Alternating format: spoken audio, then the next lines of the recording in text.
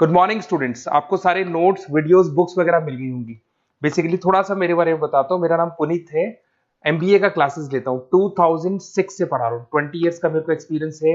Viju, Poornima, JECRC, Arya, ILM, IRM, IPS business school सब में मैं जा रहा हूँ और एज अ गेस्ट फैकल्टी पढ़ा रहा हूँ। और इवनिंग में मेरा क्लासेस चलता है, ऑनलाइन ऑफलाइन रिकॉर्डेड तीनों मोड पे क्लासेस चलता है। उसके अलावा एक टॉप कॉलेज है एमबीए का, आईएम अहमदाबाद, वहां मैं बच्चों को हर साल लेके जाता हूँ। मुंबई में एआई यूनिवर्सल, यहाँ पे गेस्ट पढ़ा रहा हूँ मैं। जेईसीआरसी में पढ़ा रहा हूँ, आर्या कॉलेज में पढ़ा रहा हूँ। इन कॉलेजेस में मैं पढ़ा रहा हूँ। देखिए, राइटर भी हूँ। 2008 से मैंने बुक्स वगैरह लिखना स्टार्ट कर दिया था। यूट्यूब पे सारे वीडियोस मिल जाएंगे, रिकॉर्डेड लाइव लेक्चर सब कुछ मिल जाएंगे। बस एक छोटा सा इंपॉर्टेंट डिस्कशन आप लोगों से करना था। एमबीए आप कहीं से भी करें, थोड़ा सा मेरे से आप डिस्कस करके अगर आप एमबीए ज्वाइन करते हैं तो आप थोड़ा सेफर मोड में रहेंगे। उसका रीजन बताता हूँ क्यों। क्योंकि मेरे को जो एक्सपीरियंस है ना 20 इयर्स का, एमबीए में प्लेसमेंट होगा कि नहीं होगा, कॉलेजेस कैसे पढ़ाते हैं, क्या उनका प्लेसमेंट स्ट्रक्चर है, क्या इंटरनल एक्सटर्नल इन्फॉर्मेशन है, मेन चीज अंदर क्या चल रहा है उनके। क्योंकि मैं तो रेगुलर कॉलेजेस में जा रहा हूँ तो मेरे को पता है कौन से कॉलेज में क्या चल रहा है। तो आप मेरे से थोड़ा सा एडवाइस लेके अगर आप एडमिशन लेते हैं तो थोड़ा सा सेफर जोन में रहेंगे। बाकी आपके डिस्टेंस के ऑनलाइन के एडमिशन, मणिपाल हो गया, एमएटी हो गया, ज्ञान विहार हो गया, तो यहाँ भी आपको अवेलेबल हो जाएंगे। तो आप अगर एडमिशन लेते हैं तो प्लीज मेरे से कंसल्ट करना। हो सकता है कि मैं आपको एक बेस्ट कॉलेज बता पाऊं और एक सेफर जोन में लेके जा पाऊं। क्योंकि एडमिशन लेने के बाद बच्चों को लगता है कि यार गलत जगह चले गए। Okay, best of luck. मेरा नंबर आपके पास है। साथ के साथ अगर आपको कोई और क्वेरी चाहिए तो मेरे को व्हाट्सअप करें या कॉल कर सकते हैं। Okay, best of luck. Hmm किसी भी कंपनी की सेहत का पता कैसे चलता है? अक्सर हम और आप जैसे लोग उसकी बैलेंस शीट देखते हैं या प्रॉफिट लॉस स्टेटमेंट। हाँ, लेकिन सवाल यह है कि उन नंबरों पर कितना भरोसा किया जा सकता है। सही। और यहीं पर कहानी में एक बहुत ही दिलचस्प किरदार की एंट्री होती है, कॉर्पोरेट ऑडिटर। हाँ, और ज्यादातर लोग उन्हें बस बस नंबरों की जांच करने वाला समझते हैं, लेकिन उनकी भूमिका इससे कहीं ज्यादा गहरी और महत्वपूर्ण है। वो सिर्फ एक अकाउंटेंट नहीं, बल्कि शेयर धारकों के भरोसे के, आप कह सकती हैं, रखवाले हैं। बिल्कुल। आज हमारे पास जो दस्तावेज हैं, उनकी मदद से हम इसी दुनिया की गहराई में उतरने वाले हैं। ये सिर्फ डेबिट क्रेडिट की कहानी नहीं है, बल्कि अधिकारों और जिम्मेदारियों के एक ऐसे ऐसे ताने बाने की कहानी है जो पूरे कॉर्पोरेट जगत को टिकाए हुए है। हम्म। तो आज हम ये समझने की कोशिश करेंगे कि एक ऑडिटर के पास कितनी शक्ति होती है और उस शक्ति को संतुलित करने के लिए उन पर कितनी बड़ी जिम्मेदारियां होती हैं। हाँ, और ये समझना इसलिए जरूरी है क्योंकि देखिए, कंपनी चलाने वाले मतलब मैनेजमेंट और कंपनी के असली मालिक यानी शेयर होल्डर, ये दो अलग अलग लोग होते हैं। हाँ। ऑडिटर इन दोनों के बीच भरोसे का एक पुल है, और इसी पुल की मजबूती पर पूरे बाजार का विश्वास टिका होता है। तो चलिए इस पुल की बनावट को समझते हैं। इन दस्तावेजों को पढ़ते हुए जो पहली बात मुझे हैरान कर गई वो थी एक ऑडिटर के अधिकारों की विशालता। ऐसा लगता है जैसे उनके पास एक ऑल एक्सेस पास है। हाँ, कह सकते हैं। क्या इसका मतलब वाकई ये है कि वे कभी भी किसी भी फाइल को देखने की मांग कर सकते हैं? मतलब कोई सीमा नहीं है? लगभग कोई सीमा नहीं है, और ऐसा होना बहुत जरूरी है। इसे कहते हैं किताबों तक पहुंच का अधिकार। आप सोचिए, अगर किसी कंपनी को कुछ गड़बड़ी छिपानी हो तो वो क्या करेगी? किसी कोने की फाइल में दबा देगी। हाँ, या वो उसे अपनी किसी छोटी सी ब्रांच के खातों में दबा देगी जो शायद किसी दूसरे शहर में हो। अगर ऑडिटर को सिर्फ हेड ऑफिस के खाते देखने की इजाजत हो तो वो उस गड़बड़ी तक कभी पहुंच ही नहीं पाएगा। अच्छा, मतलब ये कि सिर्फ हेड ऑफिस की किताबें साफ सुथरी रखने से काम नहीं चलेगा। ऑडिटर की नजर हर जगह है। बिल्कुल। इसीलिए उन्हें सिर्फ किताबों तक पहुंच का ही नहीं, बल्कि शाखा कार्यालयों का दौरा करने का भी पूरा अधिकार है। ओके। और इतना ही नहीं, उनके पास जानकारी और स्पष्टीकरण मांगने का भी अधिकार है। वो कंपनी के किसी भी डायरेक्टर या अधिकारी से किसी भी लेन देन के बारे में सवाल पूछ सकते हैं, और अधिकारियों को जवाब देना ही होगा। मतलब वो ये नहीं कह सकते कि ये आपको जानने की जरूरत नहीं है? नहीं, बिल्कुल नहीं कह सकते। ये अधिकार सिर्फ जिज्ञासा के लिए नहीं है, ये धोखाधड़ी को छिपाने के हर संभावित रास्ते को बंद करने के लिए है। तो ये सिर्फ गणित की जांच नहीं है, ये एक तरह की वित्तीय जासूसी है। और ये अधिकार उस जासूस को हर उस दरवाजे को खोलने की इजाजत देते हैं जहां कोई राज छिपा हो सकता है। आपने सही शब्द इस्तेमाल किया, जासूसी। ऑडिटर को एक पेशेवर शक की निगाह रखनी पड़ती है, और ये अधिकार उन्हें वो शक्ति देते हैं कि वो अपने शक की तह तक जा सकें।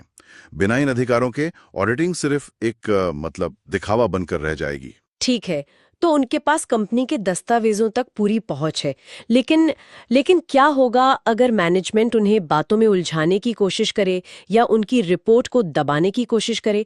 क्या ऑडिटर की आवाज का कोई वजन है? हाँ, और ये उनका शायद सबसे सबसे शक्तिशाली अधिकार है।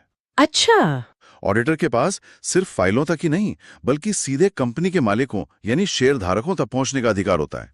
उन्हें हर आम सभा मतलब जनरल मीटिंग की सूचना पाने और उसमें शामिल होने का अधिकार है। 1 मिनट, मतलब जिस मीटिंग में कंपनी के सभी मालिक बैठकर बड़े फैसले लेते हैं, वहां ऑडिटर भी मौजूद रह सकता है। मौजूद ही नहीं बल्कि बोल भी सकता है।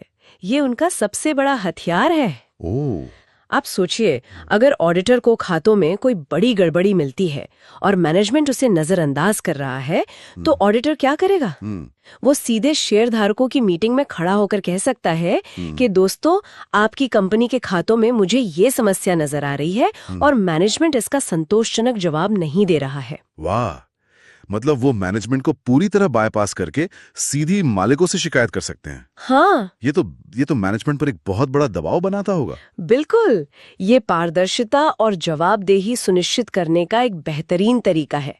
ये अधिकार ही सुनिश्चित करता है कि ऑडिटर की रिपोर्ट को आप कहिए कालीन के नीचे नहीं दबाया जा सकता। उनकी आवाज सीधे उन लोगों तक पहुंचती है जिनके प्रति वे असल में जवाबदेह हैं। सही। इतनी शक्ति और इतने तीखे सवाल पूछने की क्षमता, जाहिर है एक ऑडिटर कई ताकतवर लोगों को नाराज कर सकता है। ऐसे में उनकी अपनी सुरक्षा का क्या उन्हें उनके काम का सही मुआवजा और सुरक्षा मिलती है?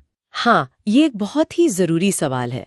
अगर ऑडिटर को खुद अपनी नौकरी या फीस की चिंता सताती रहेगी, तो वो निडर होकर काम नहीं कर पाएगा, है ना? हाँ, बिल्कुल। इसीलिए कानून ने उन्हें भी कुछ सुरक्षा कवच दिए हैं।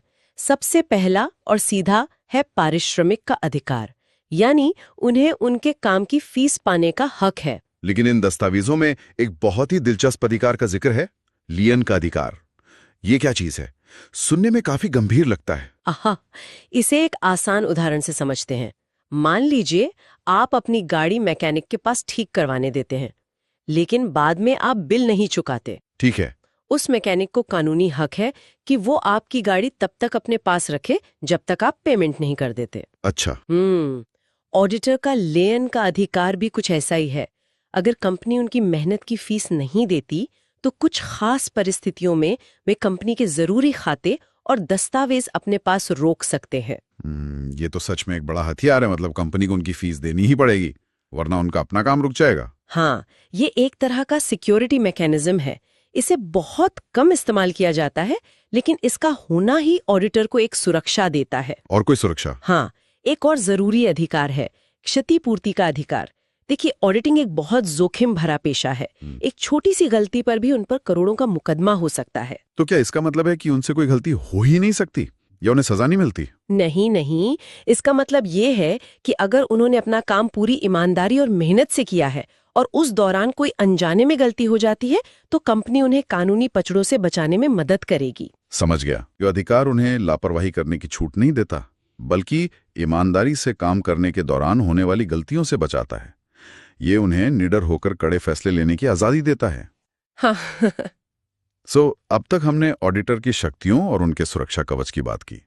ये सुनकर तो ऐसा लगता है कि वो किसी सुपर हीरो से कम नहीं है। हाँ। लेकिन जैसा कि कहा जाता है, बड़ी शक्ति के साथ बड़ी जिम्मेदारियां भी आती हैं। तो चलिए अब सिक्के के दूसरे पहलू पर आते हैं। वो कौन से कर्तव्य हैं जो इस अपार शक्ति पर लगाम लगाते हैं? और यही जिम्मेदारियां ही उनके अधिकारों को सही मायने में सार्थक बनाती हैं। उनका सबसे पहला और सबसे बड़ा कर्तव्य है शेयरधारकों को रिपोर्ट करना। Audit report? हाँ, उनकी पूरी मेहनत का निचोड़ एक ऑडिट रिपोर्ट में सामने आता है, जिसमें उन्हें ये साफ साफ कहना होता है कि कंपनी के खाते सच्ची और निष्पक्ष तस्वीर दिखाते हैं या नहीं। सच्चा और निष्पक्ष, ट्रू एंड फेयर, ये लाइन हर वित्तीय रिपोर्ट में पढ़ने को मिलती है। इसका असल में मतलब क्या है? क्या इसका मतलब सिर्फ ये है कि सारे नंबर सही सही जोड़े गए हैं? नहीं, इसका मतलब इससे कहीं ज्यादा गहरा है। ये सिर्फ गणितीय सटीकता नहीं है, ये एक प्रोफेशनल फैसला है। क्या ये खाते कंपनी की वित्तीय सेहत की एक ईमानदार और पूरी तस्वीर पेश करते हैं, या फिर ये एक चालाकी से खींची गई तस्वीर की तरह है जिसमें सारी कमियों को छिपा दिया गया है? यही वो सवाल है जिसका जवाब एक ऑडिटर को देना होता है। और इसी एक लाइन पर लाखों निवेशकों का भरोसा टिका होता है। बिल्कुल। और अगर ऑडिटर को लगता है कि तस्वीर सच्ची और निष्पक्ष नहीं है, तब क्या होता है? तब वे अपने दूसरे महत्वपूर्ण कर्तव्य का पालन करते हैं, सच्ची रिपोर्ट पर हस्ताक्षर करना। अगर वे संतुष्ट नहीं है तो वे एक क्वालिफाइड रिपोर्ट जारी करते हैं। क्वालिफाइड रिपोर्ट ये क्या है? ये निवेशकों के लिए एक बहुत बड़ा रेड फ्लैग है। ये ऑडिटर का ये कहने का तरीका है कि सावधान, सब कुछ ठीक नहीं है, हमें कंपनी के खातों के इस हिस्से पर शक है या हम इसकी ठीक से जांच नहीं कर पाए। ये बाजार के लिए एक सीधी चेतावनी होती है। ये तो बहुत बड़ी बात है। क्वालिफाइड रिपोर्ट किसी कंपनी के शेयर की कीमत गिरा सकती है और गिराती भी है। अच्छा, अब उस कर्तव्य पर आते हैं जिसके बारे में हम सबसे ज्यादा सोचते हैं, धोखाधड़ी का पता लगाना। क्या ऑडिटर की जिम्मेदारी है कि वो कंपनी में हो रही हर चोरी या घोटाले को पकड़ें? ये एक आम गलत फहमी है। उनसे यह उम्मीद नहीं की जाती कि वे हर छोटी मोटी धोखाधड़ी को पकड़ लेंगे। ये संभव भी नहीं है। उनका कर्तव्य है भौतिक यानी मटेरियल धोखाधड़ी और गलतियों को खोजना। एक मिनट, ये मटेरियल शब्द थोड़ा उलझा रहा है। आम भाषा में इसका क्या मतलब है? क्या 100 रुपए की चोरी भी इसमें आएगी? नहीं, मटेरियल का मतलब है कोई भी ऐसी जानकारी, गलती या धोखाधड़ी जो इतनी बड़ी हो कि किसी निवेशक के कंपनी में पैसा लगाने या ना लगाने के फैसले को बदल सके। ओके, कोई उदाहरण? जैसे एक बड़ी कंपनी में अगर कोई कर्मचारी 1000 रुपए की स्टेशनरी घर ले जाता है तो ये अनैतिक है पर मटेरियल नहीं है। लेकिन अगर मैनेजमेंट 1000 करोड़ रुपए के मुनाफे को गलत तरीके से दिखा रहा है तो ये निश्चित रूप से मटेरियल है, क्योंकि ये सीधे सीधे निवेशकों को धोखा दे रहा है। समझ गया। तो उनका ध्यान बड़ी मछलियों पर होता है, छोटी मोटी चीजों पर नहीं। बिल्कुल। और इस काम को असरदार तरीके से करने के लिए 2 और कर्तव्य सबसे ज्यादा जरूरी हैं। पहला है स्वतंत्रता का कर्तव्य, ड्यूटी ऑफ इंडिपेंडेंस। हाँ, ऑडिटर को एक क्रिकेट मैच के निष्पक्ष अंपायर की तरह होना चाहिए। अगर वो किसी भी टीम से दोस्ती कर ले तो उसके फैसलों का कोई मतलब नहीं रह जाएगा। उसे मैनेजमेंट के किसी भी दबाव या लालच से पूरी तरह आजाद होना चाहिए। और दूसरा है उचित देखभाल और कौशल का कर्तव्य, duty of due care and skill. वो सिर्फ टिक बॉक्स चेकर नहीं हो सकते कि बस कुछ फॉर्म भर दिए और काम खत्म। उन्हें पेशेवर संदेह की भावना रखनी पड़ती है। हर जानकारी पर सवाल उठाना पड़ता है, भले ही वो मैनेजमेंट ने ही क्यों न दी हो।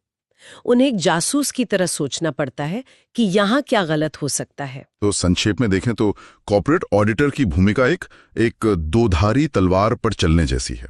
एक तरफ उनके पास जानकारी तक पहुंचने और सच बोलने की अपार शक्ति है, और दूसरी तरफ उन पर ईमानदारी, निष्पक्षता और प्रोफेशनलिज्म के साथ काम करने का भारी कर्तव्य है। ये एक बहुत ही नाजुक संतुलन है। आपने एकदम सही कहा। अधिकारों और कर्तव्यों की ये पूरी प्रणाली सिर्फ एक चीज बनाने के लिए डिजाइन की गई है, विश्वास, ट्रस्ट। हाँ, विश्वास। कंपनी के मैनेजमेंट और उसके असली मालिकों यानी शेयर धारकों के बीच विश्वास। और बड़े स्तर पर देखें तो बाजार और आम जनता का कंपनियों में विश्वास। इस भरोसेमंद तीसरे पक्ष के सत्यापन के बिना हमारी आधुनिक वित्तीय प्रणाली शायद काम ही नहीं कर सकती। ये पूरी चर्चा एक बहुत ही दिलचस्प सवाल की ओर ले जाती है।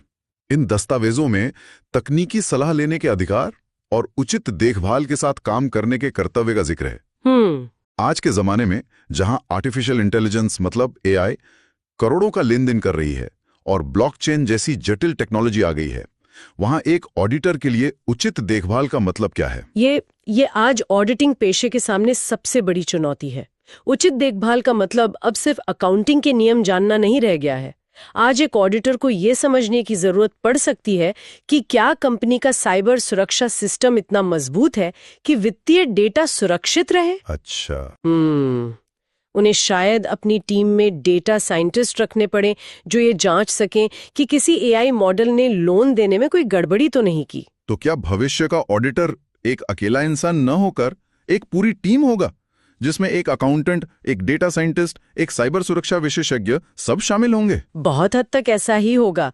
मूल कर्तव्य वही रहेगा, कंपनी की सच्ची और निष्पक्ष तस्वीर पेश करना, लेकिन उस कर्तव्य को निभाने के लिए जरूरी औजार और हुनर बहुत तेजी से बदल रहे हैं। चुनौती ये सुनिश्चित करना है कि ऑडिटर की काबिलियत उतनी ही तेजी से बढ़े जितनी तेजी से कंपनियां और टेक्नोलॉजी बदल रही हैं। ये एक लगातार चलने वाली दौड़ है और दांव पर हमारे पूरे वित्तीय सिस्टम का भरोसा लगा है।